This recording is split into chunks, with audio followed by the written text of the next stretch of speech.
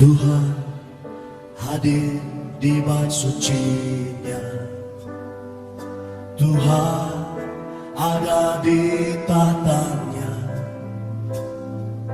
Kami bawa korban pujian bagi Yesus buat kasih-Nya.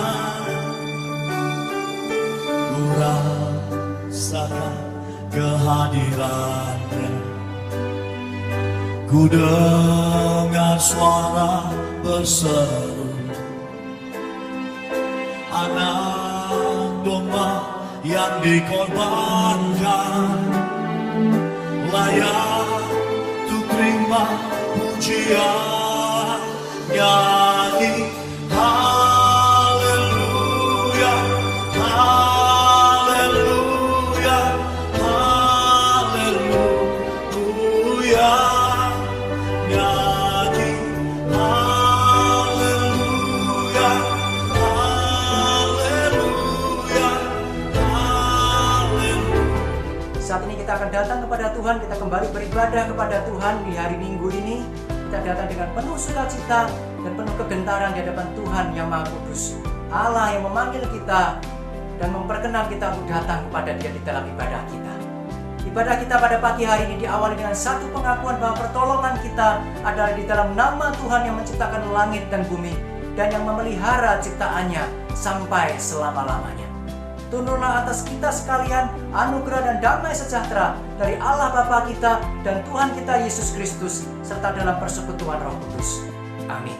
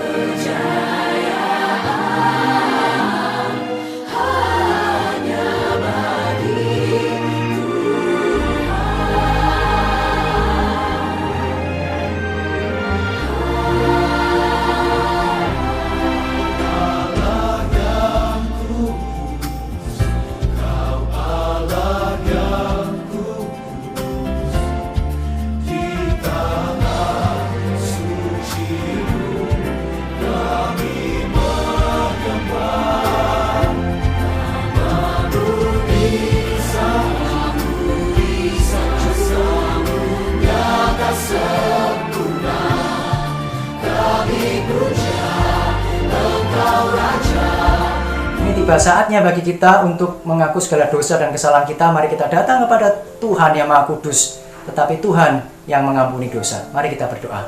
Bapa surga yang mulia, saat ini kami datang kepada Tuhan, Allah kami, Allah yang Maha Kudus, Allah yang suci, Allah yang membenci kecemaran, Allah yang membenci dosa. Kami melihat segala dosa dan kesalahan di dalam setiap kehidupan kami, di dalam pikiran kami, di dalam mulut bibir kami dan setiap tindakan kami. Mohon ampun Tuhan, kami malu datang kepada Tuhan, tetapi kepada siapa lagi kami harus datang untuk membersihkan segala dosa kami selain daripada Tuhan. Kami serahkan seluruh kehidupan kami untuk disucikan. Kami serahkan seluruh kehidupan kami untuk dibentuk oleh Tuhan hari lepas hari, menjadi anak-anak Tuhan yang semakin kudus, yang semakin layak disebut sebagai umat dari Allah yang Maha Kudus. Terima kasih Bapa atas segala pengampunan yang Kau berikan di dalam Tuhan Yesus Kristus. Kami serahkan seluruh kehidupan kami naikkan doa kami. Dalam nama Tuhan kami Yesus Kristus, kami berdoa, kami mengucap syukur. Amin. Berita anugerah pada pagi hari ini diambil dari Imamat 11 ayat 45. Imamat 11 ayat 45, demikian firman Tuhan. Sebab akulah Tuhan yang telah menuntun kamu keluar dari tanah Mesir, supaya menjadi Allahmu. Jadilah kudus, sebab aku ini kudus. Tuhan sudah membebaskan kita dari dosa kita. sudah membebaskan kita dari belenggu dan perbudakan dosa. Untuk apa? Untuk kita menjadi seorang umat yang kudus di hadapan Tuhan. Jadi ketika Tuhan sudah mengampuni dosa kita, mari kita responi pengampunan Tuhan dan anugerah Tuhan itu dengan hidup kudus di hadapan Tuhan dan kehidupan yang berkenan di hatinya. Demikian berita anugerah pada pagi hari ini.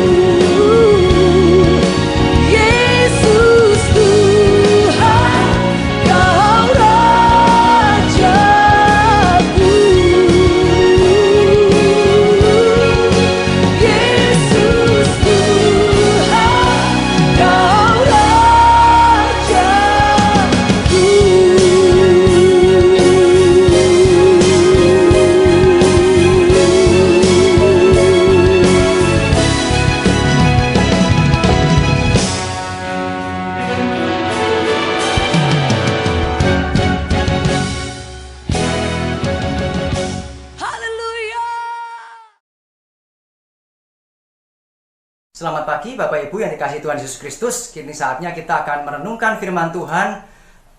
Kita akan siapkan hati kita, pikiran kita untuk dibentuk oleh firman Tuhan. Mari kita berdoa untuk memohon pimpinan Roh Kudus. Mari kita berdoa. Bapa keras surga yang mulia, terima kasih atas perkenanan Tuhan kami boleh beribadah pada pagi hari ini, dan terlebih lagi kami boleh merenungkan firman Tuhan yang akan disampaikan. Buka hati dan pikiran kami untuk firman Tuhan yang kiranya kami boleh mengenal Allah semakin dalam, dan kami boleh menghidupi pengenalan itu di dalam setiap kehidupan kami yang semakin kudus dan semakin berkenan di hadapan Tuhan. Kami serahkan seluruh hati dan pikiran kami untuk firman Tuhan. Dalam nama Tuhan kami Yesus Kristus kami berdoa, kami mengucap syukur. Amin. Firman Tuhan pada pagi hari ini diambil dari Imamat pasal yang ke-19. Nanti Bapak Ibu bisa baca ayat yang ke-1 sampai yang ke-37. Cuman kita hari ini akan membaca dari Imamat 19, 1 sampai 2 dan 37 saja.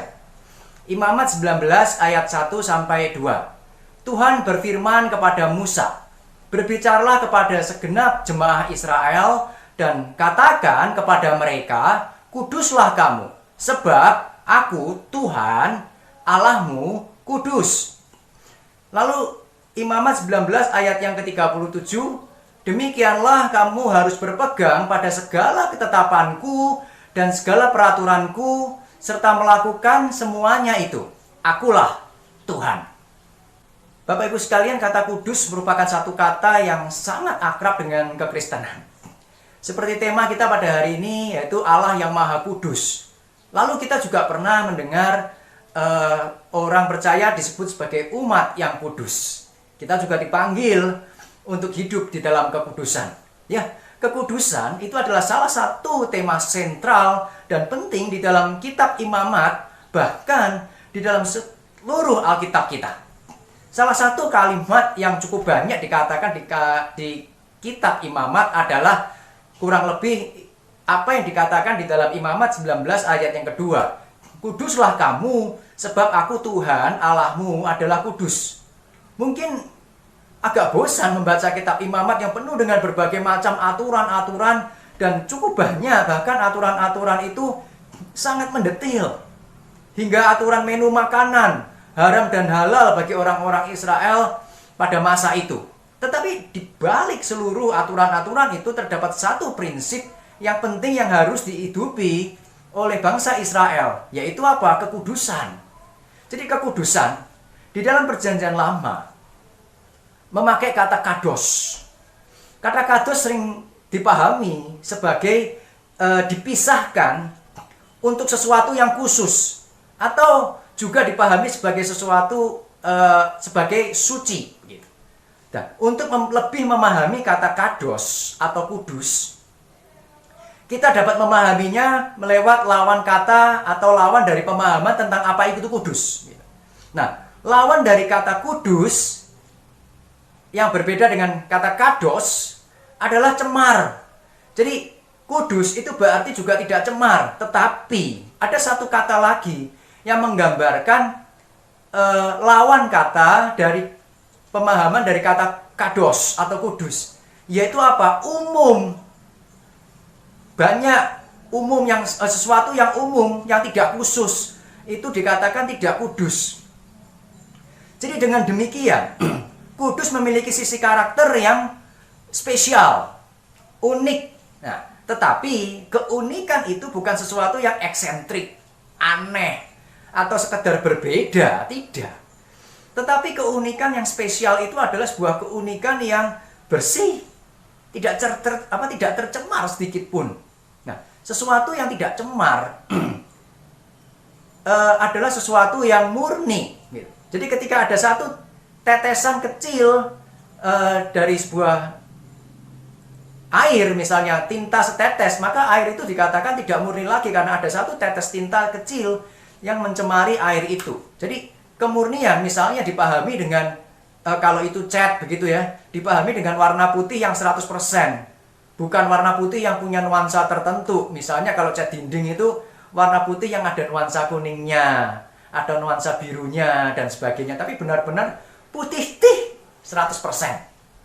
Nah, Ketika barang-barang bait suci dikuduskan, dikatakan demikian, artinya barang-barang di bait suci itu dikuduskan dan untuk digunakan hanya di dalam bait suci saja, untuk keperluan-keperluan bait suci saja.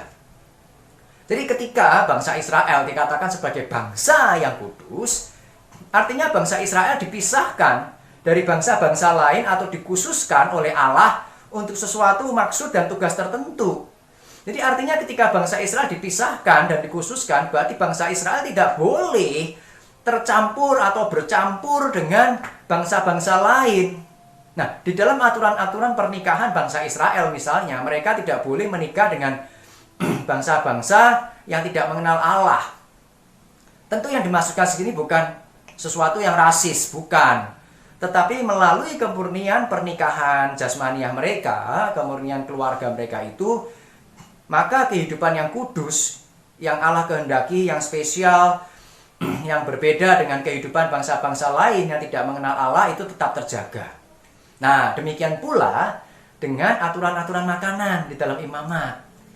Peraturan mengenai haram dan halal itu digunakan untuk mengingatkan kepada mereka tentang apa itu kekudusan dan kekhususan kehidupan umat Allah di dalam kehidupan sehari-hari, bukan sekedar kehidupan di dalam bait suci dan sebagainya. Misalnya peraturan mengenai larangan makan binatang amfibi atau hewan yang dapat hidup di dua alam, di air atau di darat, misalnya kodok begitu. Orang Israel pada masa itu tidak bisa makan suike, makan kodok goreng tepung dan sebagainya, tidak bisa. Ada yang mengatakan mengapa Allah melarang binatang-binatang haram itu untuk dimakan adalah karena masalah kesehatan. Tentu saya yakin alasannya bukan ini. Jika orang Kristen perjanjian baru tidak dilarang untuk makanan-makanan semacam ini hingga kita hari ini oleh Allah, berarti Allah tidak peduli dengan kesehatan orang Kristen masa perjanjian baru. Jadi alasan yang terpenting bukan masalah kesehatan untuk larangan makanan. Alasan terpenting adalah bahwa menu makanan sehari-hari mengingatkan bangsa Israel akan identitas mereka sebagai umat Allah. Mereka harus murni. Haram untuk hidup di dalam dua alam, hidup di dalam jalan Allah sekaligus hidup di dalam jalan ilah-ilah lain. Ketika Allah murka terhadap bangsa Israel yang menyembah Allah-Allah lain, tidak berarti pada masa itu bangsa Israel itu secara total meninggalkan ibadah mereka kepada Allah Israel. Enggak. Ada saat-saat tertentu mereka melakukan keduanya sekaligus. Jadi mereka beribadah kepada Yahweh, tetapi juga beribadah kepada Allah-Allah lain. Di bait suci, di rumah ibadat Israel mereka menyembah Tuhan, memberikan persembahan kepada Tuhan, tetapi di rumah mereka menyimpan patung-patung ilah-ilah lain, dan itu melanggar hukum yang pertama. Jangan ada ilah lain di hadapanku. Jadi kehidupan yang tercampur, tersinkretis semacam ini, ibarat sebuah kehidupan yang berada di dalam dua alam, alias hati yang mendua. Nah, kekudusan adalah sebuah totalitas, hidup di dalam Tuhan, hanya oleh Tuhan dan hanya bagi Tuhan, untuk semata-mata hanya untuk kemuliaan Tuhan. Mengapa kemudian umat Israel atau umat Allah kita juga harus menjadi umat Allah yang kudus? Nah, menjawab pertanyaan semacam ini, seringkali pemikiran kita mengacu pada manfaat apa yang kita peroleh. Jadi misal ketika kita ditanya, mengapa kita harus menjadi orang yang jujur di dalam bisnis? Kita menjawab dengan agar kita lebih dipercaya oleh orang lain sehingga bisnis kita bisa berkembang. Tentu jawaban ini tidak keliru. Tetapi ketika kita berbicara kekudusan dan menjawab pertanyaan mengapa kita harus hidup kudus, Allah tidak memberikan sebuah jawaban tentang manfaat yang akan diterima oleh umatnya ketika mereka hidup kudus. Allah memberikan satu alasan mengapa umat Allah itu harus hidup kudus, yaitu apa? Karena aku, Tuhan Allahmu, adalah kudus. Jadi apa dasar kekudusan? Bukan manfaat hidup kudus. Meskipun bukan berarti kita tidak akan memperoleh manfaat atau merasakan manfaat dari kekudusan itu. Kita akan mendapatkan berkat dari kekudusan itu.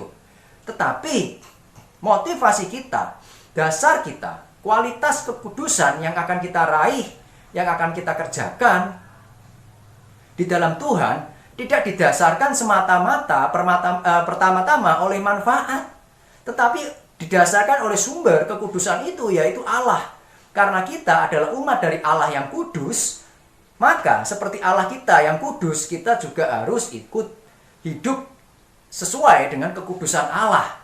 Dan kekudusan Allah artinya kita hidup menurut kudus menurut ukuran Allah kita. Bukan kudus, baik, benar menurut ukuran manusia atau Allah-Allah lain. Kuduslah kamu, sebab aku Tuhan Allahmu adalah kudus. Kekudusan bukan karena apa yang akan kita dapatkan, tetapi kekudusan adalah karena apa yang telah Tuhan kerjakan di dalam kehidupan kita. Allah yang Maha Kudus menjadi satu dasar dan motivasi kita untuk hidup di dalam kekudusan. Lalu jika Allah itu kudus, apakah itu berarti seperti arti kata kados, Allah dipisahkan dan dikhususkan untuk maksud dan tujuan tertentu? Di dalam pemahaman tertentu tentu saja ada maksud demikian, tetapi ada pemahaman yang berbeda ketika kekudusan itu ditujukan kepada Allah berbeda dengan barang dan manusia. Ketika Allah adalah Allah yang kudus, maka berarti kita melihat bahwa Allah adalah Allah yang khusus, Allah yang unik, spesial, benar-benar terpisah dari sesuatu, yaitu yang namanya kecemaran itu. Allah yang Maha Kudus adalah Allah yang memiliki kemurnian dan kesucian, kebersihan secara total. Tidak ada kecemaran sedikit pun di dalam hatinya, pikirannya, dan segala macam perbuatannya. Tidak ada kekotoran dan kecemaran. Murni dan bersih di dalam hati, pikiran, dan kehendaknya. Ada ketulusan. Tidak ada maksud yang berbeda selain dari apa yang telah dikatakan dan yang telah difirmankannya. Maka ketika ular kemudian mengatakan di dalam Kejadian 3 ayat yang kelima, tetapi Allah mengetahui bahwa pada waktu kamu memakannya, matamu akan terbuka dan kamu akan menjadi seperti Allah, tahu yang baik dan yang jahat. Itu kata ular kepada manusia Adam dan Hawa hari itu. Apa yang ular sedang maksudkan di situ?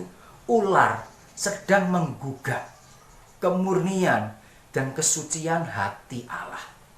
Ular ingin mengatakan ada kecemaran di dalam maksud dan tujuan Allah, menyatakan melarang makan buah pengetahuan baik yang jahat. Kekudusan Allah sejak awal sudah ditantang dan dilawan oleh iblis. Allah itu ada cemarnya loh. Allah itu tidak tulus. Allah itu ada maksud lain di luar apa yang sudah dinyatakan. Maka tidak heran pekerjaan iblis adalah membuat manusia menjadi tercemar pikirannya tentang Allah, pengetahuannya tentang Allah terkotori oleh sesuatu yang salah dan dosa, dan kemudian menjadi tidak kudus hidupnya di hadapan Tuhan. Dan ketika kekudusan Allah adalah sesuatu yang total, maka kekudusan itu tidak dapat tercampur sedikit pun dengan dosa dan kecemaran apapun. Demikian pula dengan kita umat Allah yang Maha Kudus, kita belajar untuk semakin hidup kudus di hadapan Allah. Kita belajar dan berjuang untuk semakin tidak cemar di hadapan Tuhan. Tentu tidak dapat, sekali lagi tidak dapat berjuang hidup kudus dengan usaha kita sendiri. Kita harus bergantung dan bersandar kepada kuasa Allah yang menguduskan kehidupan kita.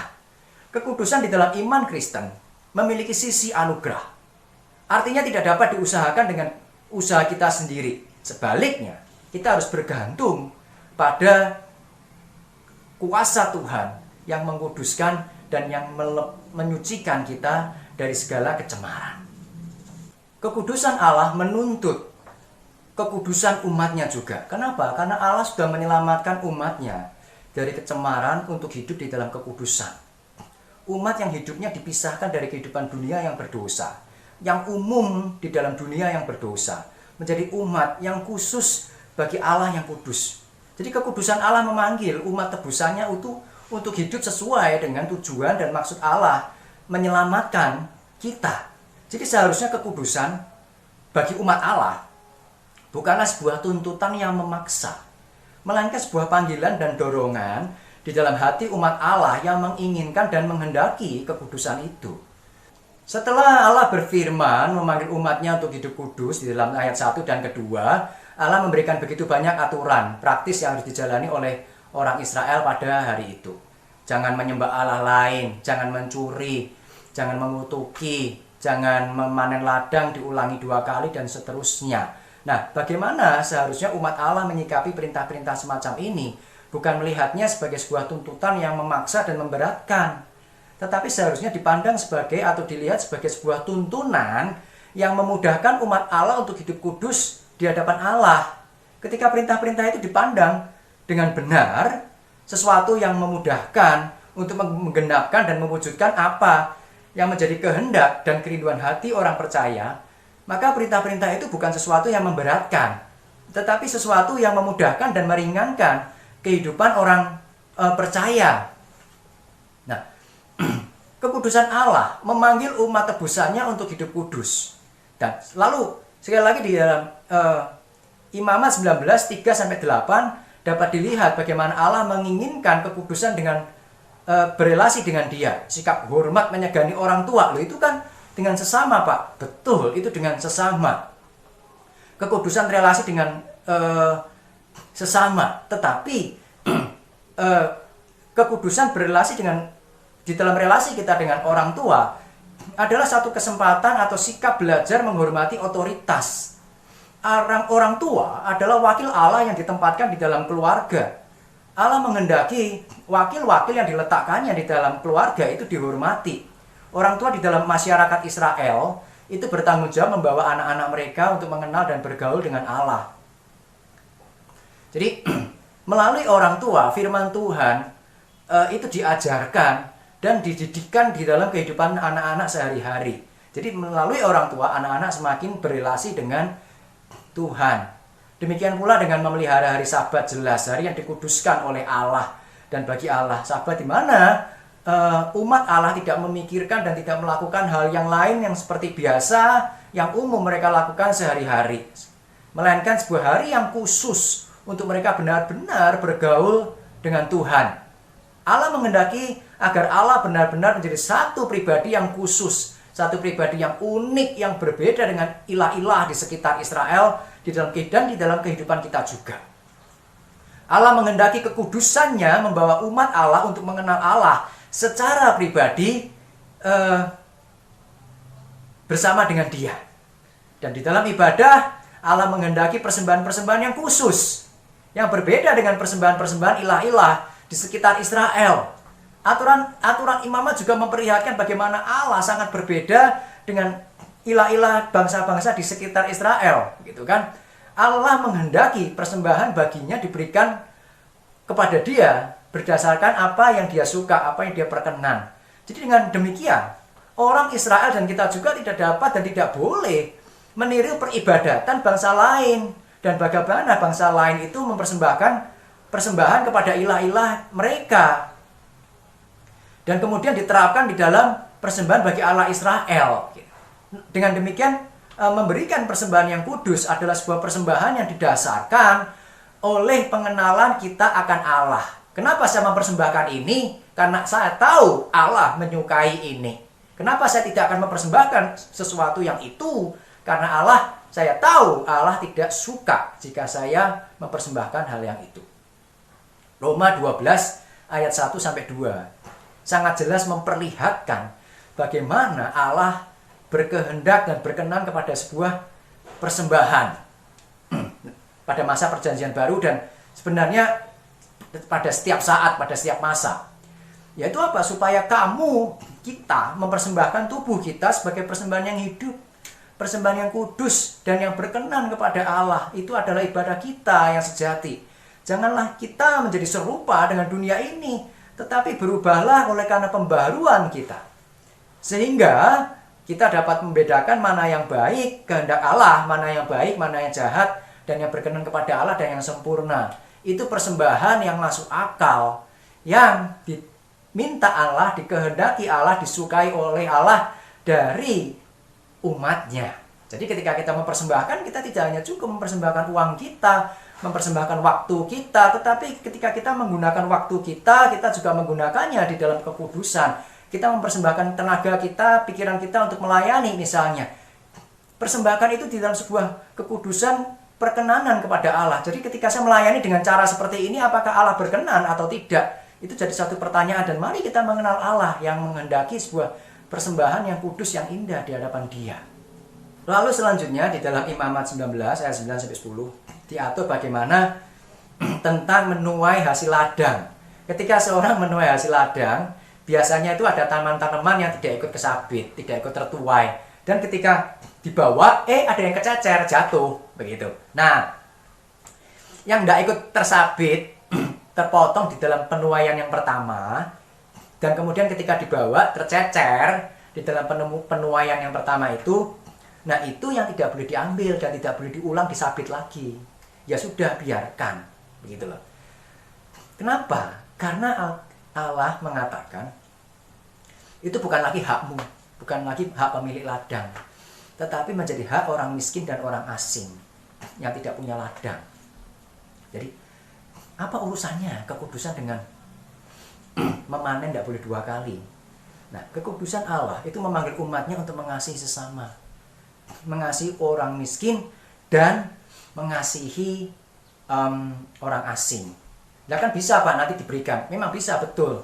Tetapi ketika mengatakan itu bukan lagi hakmu yang kamu tertinggal, sebenarnya begini, firman Allah itu hendak mengajarkan bahwa di dalam berkat dan hasil kerja keras kita bekerja keras dan kita mendapatkan berkat, kita mendapatkan hasil yang melimpah misalnya begitu kan, itu semuanya bukan hak kita, tetapi ada hak bagi orang miskin dan orang asing. Yang nanam siapa? Yang nanam yang punya ladang. Yang mupuk siapa? Yang memberi pupuk, ya yang punya ladang. Tetapi ketika yang manen terlewat, ya sudah, itu bukan hakmu, meskipun kamu yang nanam, meskipun kamu yang mupuk. Gitu. Kenapa? Itu hak orang lain, sudahan. Jadi tidak semua yang kita hasilkan dari kerja keras kita itu adalah milik kita, hak kita. Kerja keras kita itu hasilnya adalah berkat dari Tuhan.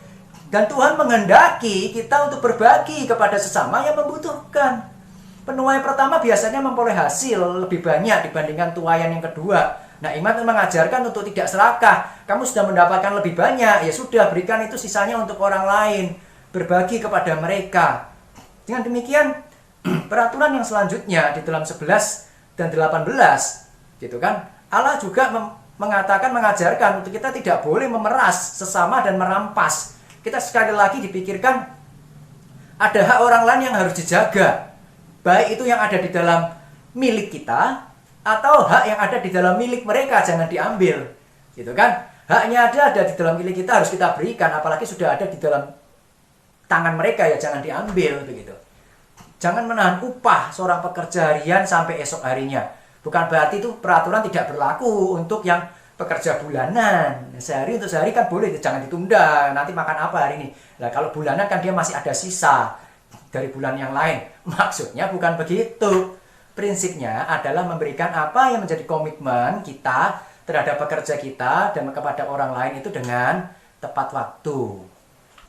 Satu hal yang cukup menarik itu di dalam ayat 18. Dikatakan jangan kamu berbuat curang dalam peradilan. Jangan engkau membela orang kecil dengan tidak sewajarnya, dan jangan terpengaruh oleh orang-orang besar.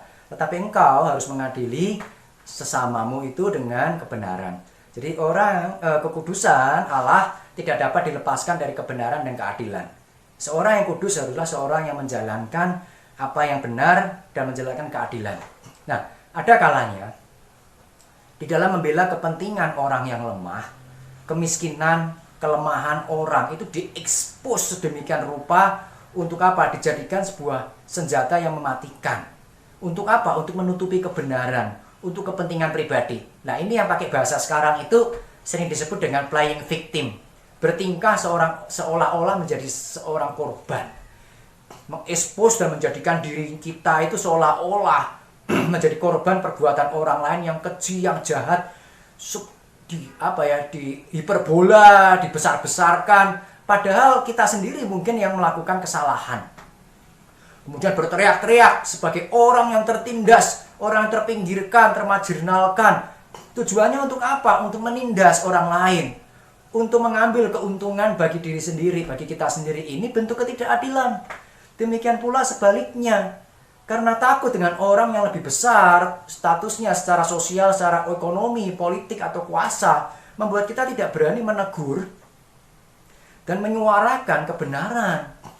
Kedua hal ini, membela orang lemah yang tidak seharus dengan cara tidak wajar, dan membela orang kaya karena takut dengan mereka berkuasa, membela orang berkuasa karena takut dengan mereka, itu dua-duanya bentuk ketidakkudusan dan ketidakadilan. Nah, Allah tidak hanya menghendaki kita berelasi dengan benar kepada Dia, tetapi Allah juga menghendaki kita berelasi dengan benar terhadap sesama kita. Jadi kita dipanggil mengasihi dan meletakkan orang lain itu menjadi bagian di dalam kehidupan kita juga. Sama seperti Allah yang kudus itu meletakkan manusia menjadi bagian dari kehidupannya, dari perbuatan dan tindakan-tindakan karya Allah yang indah dan yang ajaib, yang penuh kasih, yang diberikan kepada semua orang. Itu bisa dibandingkan dengan ayat yang ke-34 di pasal yang ke-19 Imamat. Nah, di dalam Imamat 19, 27 ayat 28 itu unik. Mengatur model rambut dan janggut. Janganlah kamu mencukur tepi rambut kepalamu berkeliling, dan janganlah engkau merusakkan tepi janggutmu. Nah, lalu juga janganlah merajah tanda-tanda pada kulitmu. Akulah Tuhan. Jadi kita bayangkan, kemudian pikir-pikir, apakah ini modal potongan rambut Kristen gitu. Jadi perhatikan itu jemaat-jemaat yang punya salon begitu ya, jangan potong sembarangan, itu ada ayatnya begitu. Ya tentu bukan itu maknanya, bukan ada potongan rambut Kristen begitu, enggak begitu. Meskipun tentu benar di dalam perjanjian lama hari itu diterapkan secara harafiah, tetapi hari ini maksudnya bukan demikian begitu. Aturan ini juga catat di dalam bagian imamat yang lain, di Imamat 21 ayat 5 misalnya. Lalu apa urusannya potongan rambut dengan kekudusan? Gitu kan? Apakah kalau rambutnya gondrong berarti tidak kudus? Lah katanya Tuhan Yesus juga rambutnya panjang pada model masa itu begitu. Maksudnya bukan demikian. Orang-orang kuno itu cukup sering memiliki kebiasaan memotong rambut mereka dengan model tertentu, ya itu sebagai bagian dari ibadah dan dedikasi mereka terhadap dewa-dewa yang mereka sembah. Maksudnya itu. Seorang sastrawan atau filsuf Yunani kuno, Homer, memberikan satu informasi bahwa kebiasaan-kebiasaan orang tua pada masa itu sering mereka mendedikasikan rambut anak-anak mereka itu dipotong kepada dewa-dewa tertentu sebagai tanda kedewasaan. Nah, demikian juga dengan tato yang dirajahkan di tubuh-tubuh orang kuno. Itu seringkali menjadi simbol-simbol penyembahan atau simbol-simbol untuk peribadatan mereka terhadap dewa-dewa mereka. Nah, gambar-gambar itu seringkali melambangkan dewa-dewa atau seringkali dedikasi persembahan, penyembahan kepada dewa yang mereka sembah. Nah, Tuhan tidak menginginkan perilaku dan dedikasi semacam ini. Jadi jangan tiru-tiru peribadatan bangsa lain. Kita tidak sama seperti mereka kudus. Tubuh kita diberikan seperti ini ya sudah bersih begitu. Jangan dirusak dan oleh dedikasi didedikasikan untuk sesuatu yang cemar. Demikian pula dengan persundalan anak-anak perempuan di dalam Imamat 19:29. Dikatakan janganlah kamu merusak kesucian anakmu perempuan dengan menjadikan dia perempuan sundal. Masa orang tua menjadikan anaknya pelacur atau perempuan sundal? Barangkali pada masa itu secara sosial memang ada karena faktor ekonomi dan sebagainya. Tetapi yang paling penting, yang paling umum bukan di situ. Ada kalanya yang dimaksud bukan sekedar menjadikan anak-anak perempuan mereka itu sebagai pelacur di dalam transaksi seksual dan sebagainya, bukan. Tetapi lebih dipahami menjadikan anak-anak perempuan mereka itu sendiri sebagai apa? Sebagai pelacur-pelacur bakti di dalam rangka penyembahan dan pelayanan mereka terhadap dewa-dewa kuno. Di dalam ritual ibadah dewa-dewa kuno di sekitar Israel tidak jarang mereka melakukan hubungan seksual. Ada pelacur-pelacur bakti itu yang kemudian melakukan hubungan seksual di dalam tempat ibadah mereka, di depan patung-patung atau mezbah ilah-ilah mereka. Dan itu kadang menjadi satu kebanggaan tersendiri bagi orang tua yang menyembah, mempersembahkan anaknya untuk menjadi pelacur bakti dalam peribadatan. Nah, umat Tuhan dipanggil untuk hidup berdasarkan prinsip yang Allah tetapkan bagi mereka. Umat Tuhan harus menghindari sebuah perilaku hidup yang sekedar meniru-niru perilaku orang lain yang tidak benar. Bahkan dengan maksud hal itu satu yang populer, yang umum terjadi pada masa itu, yang terjadi pada masa ini. Itu kan sudah umum Pak, hal kayak begitu, sudah populer. Bukan sesuatu yang aneh lagi. Apakah ketika sesuatu itu populer, tidak aneh, umum, tetapi tidak benar, itu kemudian bisa kita lakukan sesuai dengan keinginan kita? Tidak. Sekali lagi kembali ke definisi kados, bukan sekedar kudus, suci, terpisah, tetapi bukan sesuatu yang juga bukan sesuatu yang khusus, itu bukan juga sesuatu yang umum. Hati-hati dengan sesuatu yang umum begitu. Kita tidak harus mengikuti sesuatu yang umum. Kita harus mengikuti sesuatu yang benar dan kudus di hadapan Tuhan. Jadi kita tidak dapat hidup menjaga kekudusan di dalam kehidupan kita di hadapan Tuhan jika kita dikendalikan oleh tren, kita dikendalikan oleh kebiasaan-kebiasaan umum, dunia yang umum yang berdosa. Umat Allah yang kudus dipanggil untuk mengenal dan menghidupi sebuah prinsip yang benar di dalam kehidupan kita di hadapan Allah dan tidak terprovokasi meniru-niru sesuatu yang tidak benar, meskipun itu populer sekalipun. Jadi usahakan ketika kita melakukan sesuatu, kita punya prinsip terhadap apa yang kita lakukan berdasarkan firman Tuhan. Jika kita harus meniru atau mencontoh keteladanan lain, cek dulu apakah keteladanan itu sesuai dengan firman Tuhan atau tidak. Kalau tidak, ya sudah, jangan diteladani. Kita kadang perlu belajar dari orang lain, tetapi bukan berarti kehilangan sikap kritis kita. Imamat 19 ayat 31 menasihatkan agar umat Allah tidak berpaling kepada arwah atau kepada roh-roh peramal. Nah, seseorang yang mencari arwah atau peramal itu biasanya mereka ingin mencari hikmat begitu untuk mengambil, karena ingin mengambil satu keputusan tertentu. Bayangkan, ingat itu kisah Saul yang menemui perempuan pemanggil Allah di Endor untuk memanggil arwah Samuel. Nah, tindakan semacam ini itu menduakan Allah dan tidak menjadikan Allah sebagai pribadi yang khusus, yang satu-satunya sebagai sumber hikmat. Sebagai gantinya Allah itu menghendaki umatnya untuk datang kepada orang tua dan orang berhikmat yang takut akan Allah. Nah, ada kalanya hikmat Allah itu tidak datang langsung ke kita, tetapi datang melalui kehadiran orang lain. Melalui orang tua, melalui rekan yang takut akan Tuhan. Nah, bukan berarti kita dapat datang terus kepada sembarang orang yang kita suka, yang penting dekat, yang penting kita baik. Kita seringkali bukan mencari kebenaran, kita tuh kadang seringkali mencari pembenaran. Kita cari orang yang bisa setuju dengan kita, bukan orang yang memberikan kita kebenaran, dan itu salah. Allah menghendaki kita memohon bantuan kepada mereka yang memahami firman Tuhan dengan benar, sehingga mereka di dalam hikmat mereka yang takut akan Tuhan, yang berasal dari Tuhan, mereka dapat menjadi satu alat untuk menasihati kita, yang menuntun langkah kehidupan kita. Mereka hanya alat. Nah, satu hal yang terpenting, bukan berarti mencari hikmat kepada seseorang yang berhikmat membuat kita tidak lagi perlu berdoa kepada Tuhan yang memberikan yang menjadi sumber hikmat. Tentu ini perilaku yang salah juga. Manusia meskipun dengan hikmat yang luar biasa sekalipun, itu cuma adalah alat di tangan Tuhan yang berhikmat, dan seringkali mereka juga bisa salah. Hamba Tuhan mencari nasihat kepada hamba Tuhan karena kita pikir mereka kayak orang saya begitu, lebih mengerti firman Tuhan. Secara teoritis iya, tetapi kadang hamba Tuhan juga kadang juga memberikan nasihat yang salah. Kadang mereka juga mencari keuntungan dengan membenarkan sesuatu yang salah supaya disuka dan sebagainya, dan itu seringkali terjadi. Jadi hati-hati tetap. Sumber hikmat yang utama itu di Tuhan, jadi bersandar kepada Tuhan. Imamat 19:35-36 mengingatkan akan kekudusan dalam dunia kerja. Jadi kekudusan itu bukan sesuatu yang hanya dilakukan di dalam tempat ibadah, menyembah, lalu kegiatan-kegiatan yang humanis, memberi dan sebagainya, sedekah dan sebagainya. Bukan itu saja, tetapi kejujuran di dalam dunia kerja kita. Itu bagian dari kekudusan hidup. Panggilan kerja itu berasal dari Allah yang Maha Kudus. Kerja dan kekudusan berarti kita menjalankan satu bentuk transaksi berbagi kebaikan yang saling menguntungkan dengan sesama kita, bukan saling merugikan satu dengan yang lain.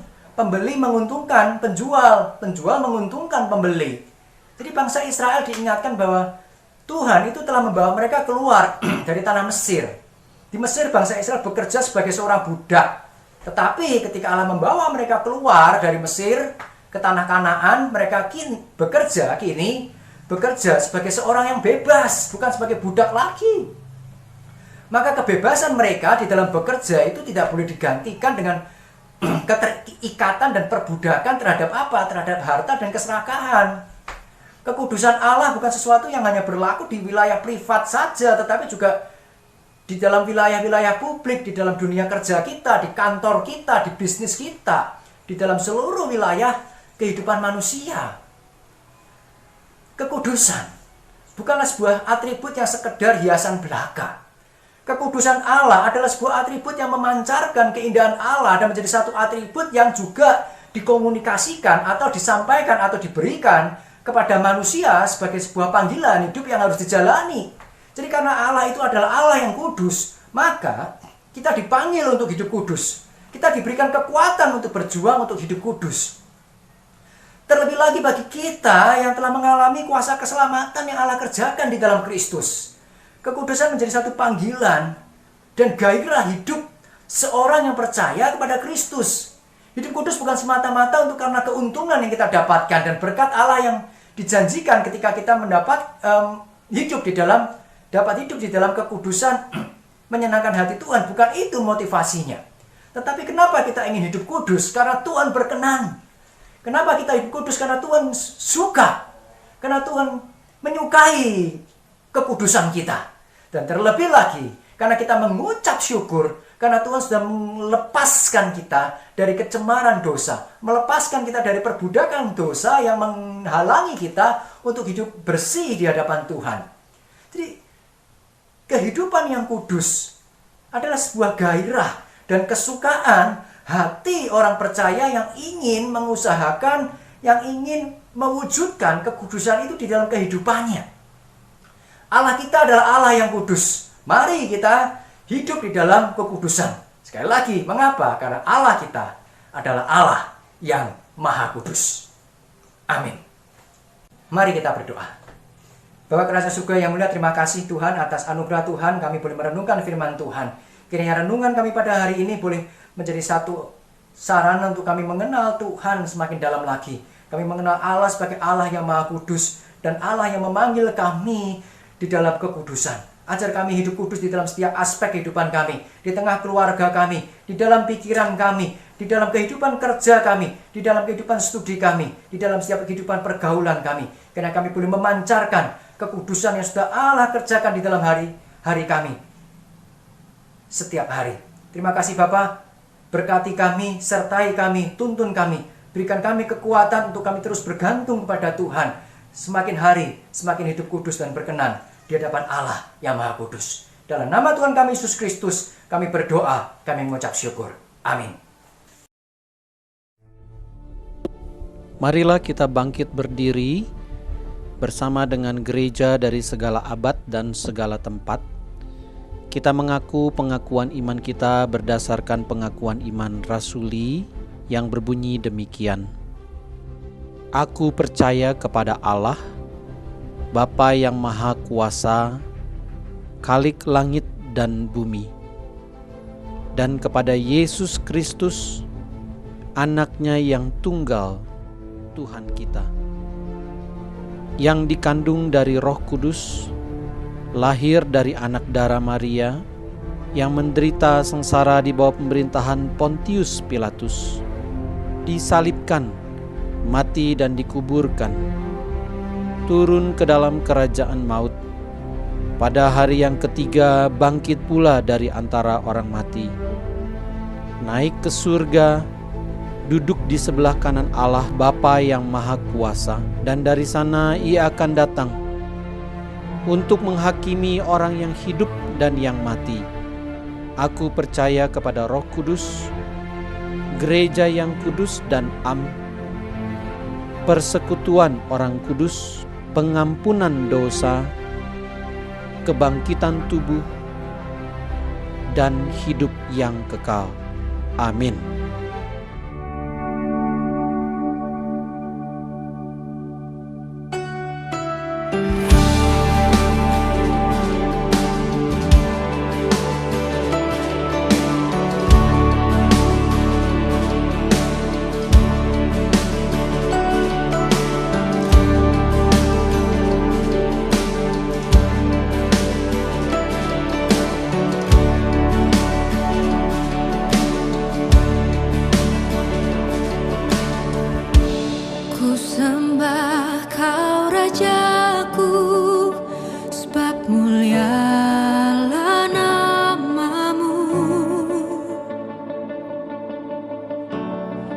sembah Kau Tuhanku, sebab kasih-Mu bagiku.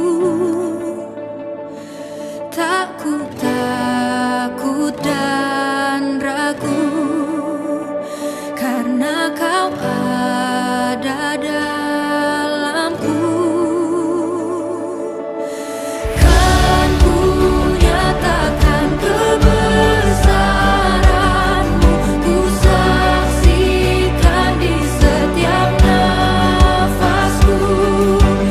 Perbuatan-Mu ajaib bagiku, Yesus penyelamatku.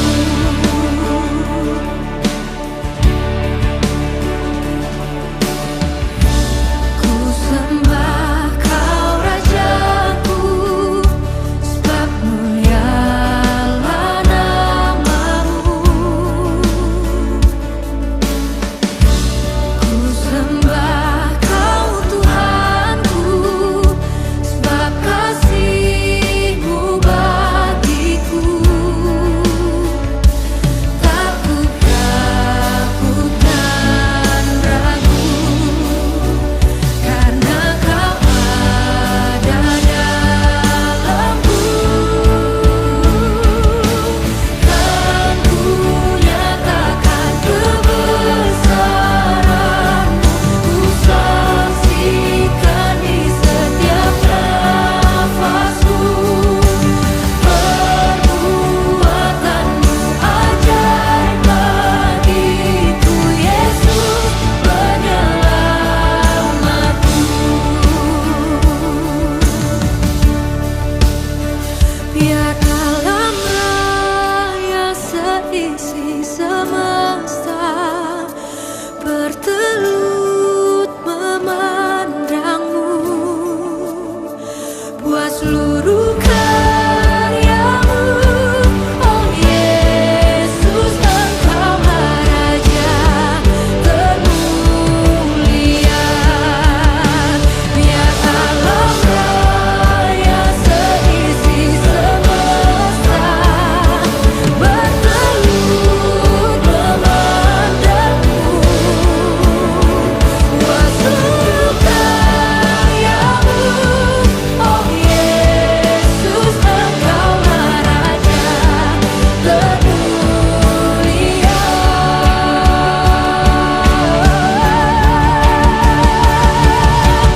Kan ku nyatakan kebesaran-Mu, ku saksikan di setiap nafasku.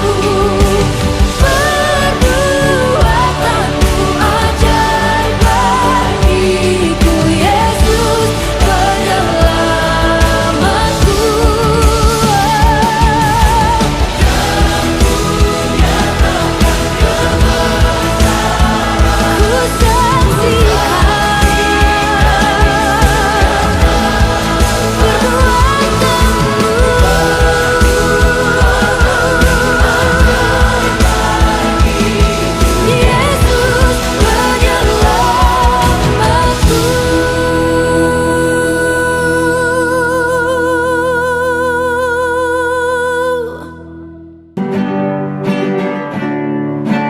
Segala puji, hormat, syukur ku naikkan kepadamu, Allah Bapa, Allah Anak, Allah Roh Kudus.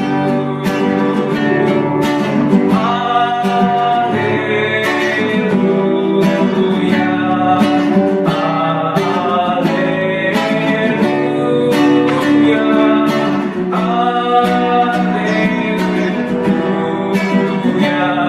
Ketika yang Mazmur 121 mengatakan, Aku melayangkan mataku ke gunung-gunung, dari manakah akan datang pertolonganku? Pertolonganku ialah dari Tuhan yang menjadikan langit dan bumi. Ia tidak membiarkan kakimu goyah, penjagamu tidak akan terlelap.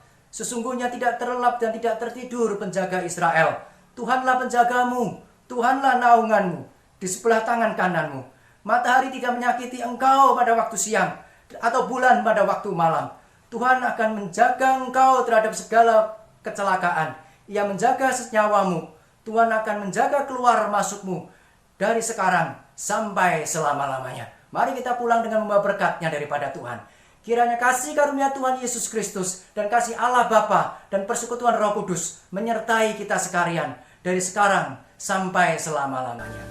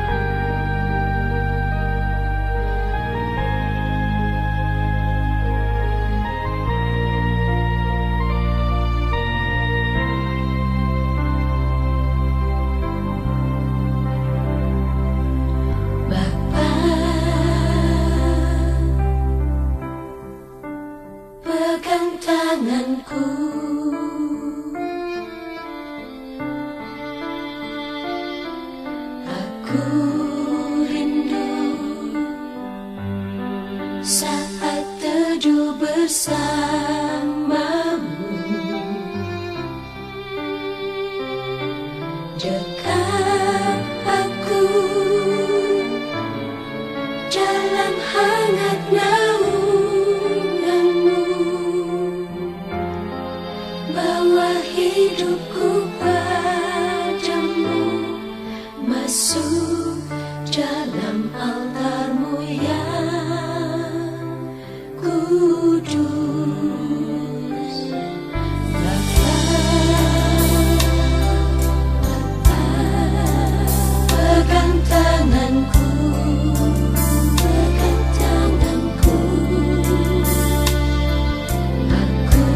rindu tinggal di dalam hatimu. Engkau terang yang membuatku melihat jauh ke dalam kebenaran.